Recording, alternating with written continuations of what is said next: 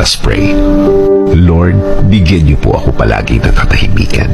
Katahimikan ng puso, isip at buong pagkatao. Sa pananahimik kong ito, hindi po ako malakas. Inaamin ko po sa inyo, Panginoon.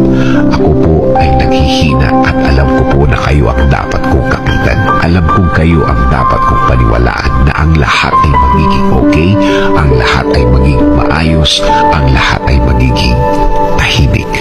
Kakapit pa rin ako sa inyong magandang plano.